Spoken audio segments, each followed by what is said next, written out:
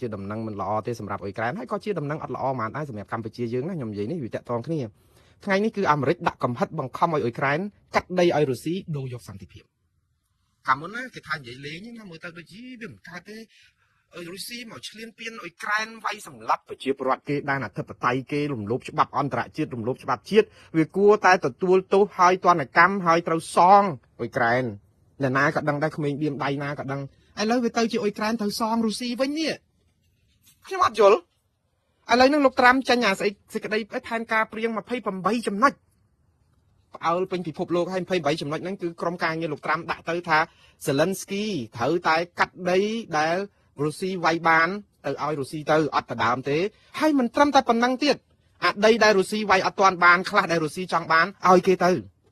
ៅដើម្បីដូរសន្តិភាពអញ្ចឹងស្ទើរតែ20%នៃដែនដីរបស់អ៊ុយក្រែនត្រូវតែឲ្យរុស្ស៊ីគ្រប់គ្រងដើម្បីដូរយកសន្តិភាពហើយបើអត់ព្រមទេលោកត្រាំទុកពេលឲ្យដល់ថ្ងៃពហុក្រោយនេះបងប្អូនថ្ងៃបុណ្យ Thanksgiving ទុកពេលប្រហែល 4-5 ថ្ងៃឲ្យអ៊ុយក្រែនគិតបើអត់ព្រមធ្វើតាមផែនការនឹងទេគឺ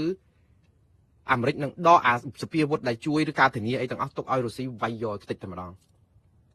អូយអាក្រក់អីយ៉ាងនេះចុះបើជ្រុលជួយគ្នាហើយជួយឲ្យគ្នាមានដែនអធិបតេយ្យមានសេរីភាពមានអីក្នុងការសម្រេចខ្លះទៅខ្ញុំជាខ្មែរអាមេរិកដែរខ្ញុំលេបបញ្ចូលទេបងប្អូនវាអាក្រក់អូហើយមិនត្រឹមតែប៉ុណ្្នឹងទេឲ្យទ័ពអ៊ុយក្រែនដែលមានប្រមាណជា6សែនអ្នកហ្នឹងកាត់បន្ថយនៅត្រង់ពាក់កណ្ដាលបានហើយនៅក្នុងផែនការហ្នឹងអស់ពីហ្នឹងប្រាប់ថាកុំសង្ឃឹមចង់ចូល NATO ឲ្យសោះអត់ឲ្យចូលទៀតឲ្យផ្ដាច់ណាថាមិនចូលទេអ្វីដែលជាក្តីសុបិនរបស់រុស្ស៊ីដែលចង់បានលេបអ៊ុយក្រែនមិនចង់ឲ្យអ៊ុយក្រែនចូល NATO មិនចង់ឲ្យអ៊ុយក្រែនមានតែហ៊ានច្រើនមិនចង់ឲ្យអ៊ុយក្រែនបានចង់ឈ្លានពានរំលោភយកដែនដីអ៊ុយក្រែនឲ្យបានគ្រប់គ្រងក្រៅរុស្ស៊ីឥឡូវផែនការនឹងចូលគ្រប់ចំណុចតើជាផែនការសន្តិភាពដើម្បីរុស្ស៊ីឬក៏ដើម្បីអ៊ុយក្រែនហើយខ្ញុំនិយាយនេះគឺដោយសារតែខ្ញុំភ័យបងប្អូនដោយសារតែអាមេរិកកំពុងលូកដៃរឿងគ្នាដែរហើយដល់ពេលអញ្ចឹងគាត់ធ្វើអញ្ចឹងគាត់ដល់គាត់ចង់ថាហេឲ្យមានសន្តិភាពដៃអីបាត់ខ្លះទៅថៃចូលយកបណ្ណាយកទៅធម្មតាធម្មហ្នឹងអីចឹងភ័យតែម្ដងបងប្អូនខ្ញុំមិននិយាយលេងខ្ញុំភ័យមែនតើព្រោះអីតែយើងអែបជាប់អាមេរិកចង់បានសន្តិភាពយូរទៅគឺយើងត្រូវថ្លឹងថ្លែងឥឡូវយកសន្តិភាពឬក៏យើងយកសង្គ្រាមឆ្លោះគ្នាបាត់ទាំងដីបាត់ទាំងប្រជាពលរដ្ឋអាយុជីវិតនេះដែលលោក Zelensky គាត់ថាគាត់ឡើងប្រកាសមកយ៉ាងមុខមាំហើយកំសត់មែនតើមើលទឹកមុខរបស់លោក Zelensky គាត់ថានេះគឺជារបត់ប្រវត្តិសាស្ត្ររបស់ប្រទេសអ៊ុយក្រែនដែលដល់ផ្លូវបំបែកមួយដែលត្រូវសម្រេចដល់លំបាកលំបិនបំផុតលោកថាមួយខាងផ្លូវនេះត្រូវជ្រើសរើសយកមិត្តដែលជួយមិត្តនឹងក៏សម្ដៅទៅលើសហរដ្ឋអាមេរិកដែលគេជួយយើងមួយខាងទៀតបើមិនយកតាមអ្វីដែលជាជំរឿនរបស់មិត្តដែលជួយយើងទេគឺយើងបាត់បង់សេចក្តីថ្លៃថ្នូរក្នុងនាមជាជាតិសាសន៍យើងបាត់បង់សេចក្តីថ្លៃថ្នូរក្នុងការតស៊ូការពារទឹកដីយើងតាំងពីដើមដំបូងមកតើឲ្យគាត់ជ្រើសរើសដូចម្ដេចលោក Zelensky ប្រើពាក្យមួយដែលខ្ញុំស្ដាប់ទៅចង់ស្រក់ទឹកភ្នែកគាត់ថាដែកថែបមានពេលខ្លះក៏វាទន់ដោយអន្លើដែរគឺវាបាក់វាបាត់វាតើលោកចង់មានន័យយ៉ាងម៉េចចង់ន័យថាការខិតខំប្រឹងប្រែងអត់ធ្មត់ឬក៏តតាំងរបស់គាត់ហ្នឹងគឺឥឡូវទន់ហើយឬក៏យ៉ាងម៉េចនេះគឺជាប្រស្នាទេដែលស្ដាប់លោក Zelensky ដែលគិតទៅអញ្ចឹងគាត់ធ្វើតាមលោកត្រាំហើយអញ្ចឹងបានន័យថាបាត់ដីឲ្យរុស្ស៊ីតាមអ្វីដែលនេះដី20% នៅតំបន់ Donbas និងតំបន់ដែលរុស្ស៊ីគ្រប់គ្រងបានហើយឲ្យដីដែលរុស្ស៊ីអត់ទាន់គ្រប់គ្រងបានដែលរុស្ស៊ីចង់បានដែរ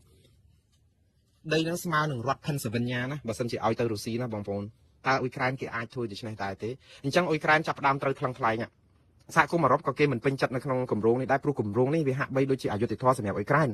ក៏ប៉ុន្តែអ៊ុយក្រែនម្ដងទៀតត្រូវជ្រើសរើសលោកត្រាំបានពមៀនហើយបើមិនយកផែនការនេះអ្នកឯងត្រូវតែយកបើមិនយកទេគឺសុកចិត្តឲ្យមានសង្គ្រាមហើយសម្លាប់មនុស្សរាប់ស្លាប់រង្គាលរាប់សែនអ្នកទៀតឬក៏យ៉ាងម៉េចឬក៏បាត់ដីអ៊ុយក្រែនទាំងអស់ឬយ៉ាងម៉េចខ្ញុំដំបូងខ្ញុំពេញចិត្តអាមេរិកមែនតើលោក Donald Trump ដាក់សម្ពាធអ៊ុយក្រែនដាក់សម្ពាធក្រុមហ៊ុនប្រេងដាក់សម្ពាធបបួលប្រទេសពិភពលោកឲ្យឈប់រកស៊ីមួយរុស្ស៊ីដើម្បីដាក់សម្ពាធឲ្យអ៊ុយក្រែនកុំយកគ្រាប់បែកទៅទម្លាក់នៅឲ្យគម្រាមរុស្ស៊ីកុំឲ្យទម្លាក់នៅអ៊ុយក្រែនខ្ញុំថាមានដឹកនាំនេះអស្ចារ្យមែនតើយើងធ្វើអញ្ចឹងតើដាក់សម្ពាធឥឡូវដាក់សម្ពាធរុស្ស៊ីអត់បានផលអីប្រមាណផងទំបានប្រហែលសប្តាហ៍ស្រាប់មកចេញអញ្ចឹងសុខចិត្តឲ្យអ៊ុយក្រែននឹងធ្វើដើម្បីយកសន្តិភាពដូរដីខ្ញុំឃើញស្ដាប់លោក Zelensky គាត់និយាយគ្នាចុងក្រោយដែលគួរឲ្យគាត់សម្គាល់បងប្អូនគាត់ថាអ៊ុយក្រែននឹងជ្រើសរើសជំរើសមួយដ៏លំបាកបំផុតនៅក្នុងប្រវត្តិសាស្ត្រក៏ប៉ុន្តែអ៊ុយក្រែននឹងជ្រើសរើសឈរនៅជាមួយប្រជាពលរដ្ឋអ៊ុយក្រែនព្រោះការវាយតាំងពីឆ្នាំ2022មកខែកុម្ភៈថ្ងៃទី20ជាងខែកុម្ភៈដែលរុស្ស៊ីវាយដល់ទីក្រុងគៀវ អ៊ុយក្រែនវាយដេញទៅវិញស្លាប់ទៅហ៊ានអ៊ុយក្រែនប៉ុន្តែមិនដេញពួករុស្ស៊ីឈ្លានពានទៅដល់ទល់ដែនទៅវិញហើយរហូតដល់អាចវាយផ្លោងចូលដល់ទឹកដីរុស្ស៊ីអញ្ចឹងសេឡិនស្គីគាត់ប្រើពាក្យថាអ៊ុយក្រែននឹងជ្រើសរើសយកវិធីរក្សាសេចក្តីថ្លៃថ្នូរកិត្តិយសនិងភាពអង់អាចក្លាហានរបស់ប្រជាពលរដ្ឋអ៊ុយក្រែនអញ្ចឹងបានន័យថាម៉េចបានន័យថាគាត់អាចនឹងទាត់ចោលអាមេរិកទៅបានន័យថាបើមិនជួយក៏ឲ្យទៅដកក៏ដកទៅព្រោះអីមិនអាចបាត់ដីទេហើយរឿងនេះគឺវាអាចនឹងមានសង្គ្រាមកាន់តែធំនៅអ៊ុយក្រែនអាមេរិកលែងជួយអ៊ុយក្រែនកាន់តែទន់ប៉ុន្តែអ្នកដែលនៅអាចជួយអ៊ុយក្រែនបានគឺនៅតែសហគមន៍អឺរ៉ុបទេដែលនៅមានសមានចិត្តជាមួយអ៊ុយក្រែនច្រើនដូច្នេះរឿងនេះគឺជារឿងគួរឲ្យគ្រោះថ្នាក់មែនតើតែបងប្អូនតាមតទៅទៀតតែខ្ញុំសរសើរលោកវ្លាឌីមៀសំទោសលោកសេឡិនស្គីដែរគាត់និយាយថាពិបាកជ្រើសរើសមែនប៉ុន្តែគាត់ឈរនៅជាមួយស្មារតីប្រជាពលរដ្ឋអ៊ុយក្រែនហើយនៅក្នុងន័យនេះគឺជាភាសាការទូតគាត់មិនចង់និយាយថាគាត់ដោះដៃពីអាមេរិកទេប៉ុន្តែគាត់ចង់បានសន្តិភាពមួយដែលសន្តិភាពទទួលយកបានដោយអ៊ុយក្រែនសន្តិភាពទទួលបានដោយសហគមន៍អឺរ៉ុបនិងសន្តិភាពយូរអង្វែងសម្រាប់ពិភពលោកផងអញ្ចឹងក្នុងន័យហ្នឹងគឺគាត់បានឲ្យចម្លើយឲ្យថាអ៊ុយក្រែនប្រហែលជាមិនព្រមទៅនឹងគម្រោងរបស់លោកត្រាំច្រើនជាងហើយបើមិនអញ្ចឹងដូច្នេះលោកត្រាំគាត់នឹងដាក់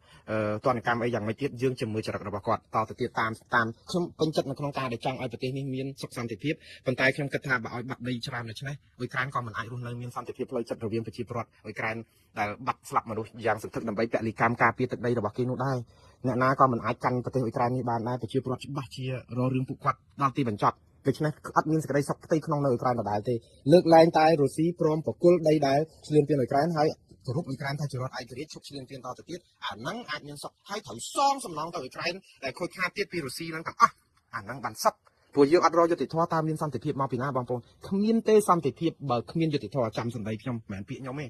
ពាក្យរបស់លោក Martin Luther King ឬក៏អ្នកដឹកនាំពិភពលោកថាគ្មានទេសន្តិភាពបើគ្មានយុត្តិធម៌ហើយក៏គ្មានយុត្តិធម៌ដែរបើគ្មានសន្តិភាព